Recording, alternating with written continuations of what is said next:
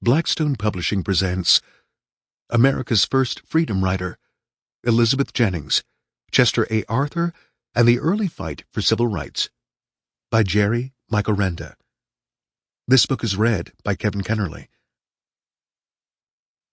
To my angels, Camille and Gabrielle, whose wings lift me every day. Preface. Unheralded Labors. Truth uncompromisingly told will always have its ragged edges. Herman Melville. Billy Budd.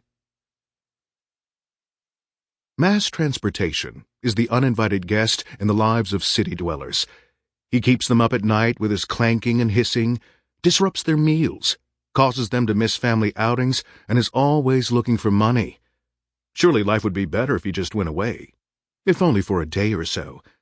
On October 29th, 2012, New Yorkers got their wish. Superstorm Sandy swallowed the city whole, drowning its tunnels, railways, and buses. For days afterward, not much worked. Transportation was at a standstill.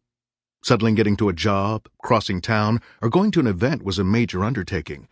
The city's uninvited guest was quirky, temperamental, and a bit slovenly, but Manhattanites knew him well.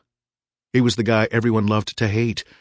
One could imagine Joni Mitchell humming Big Yellow Taxi as Gothamites chased after the few big yellow taxis in town. This small dose of transitlessness gave rise to a thought. What if a whole class of people today were excluded from using public transportation after everything returned to a New York normal? How would that diminish their lives, affect where they work, reduce their ability to get Wi-Fi, and limit the schools their kids attended? Would we call it sound business, say it's not my concern, or shout in outrage?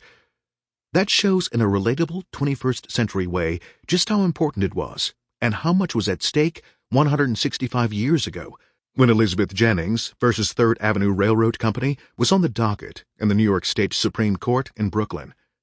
Unequal treatment of individuals, even when it comes to nuisance issues that we all roll our eyes about every day, matters. Although Ms. Jennings never took a Pilates class, didn't have a Facebook page or a Twitter account to share her thoughts, I believe that deep down she understood the connectivity that small acts of heroism provide. It would have been easy to back off that horse-drawn streetcar on July 16, 1854, as the conductor wanted her to do, and grouse about missing church choir over the dinner table as many of us might have. But she didn't. Traveling in those days was full of danger. Omnibus accidents were commonplace. Earlier, in 1854, one claimed the life of 12-year-old Daniel. Sample complete. Ready to continue?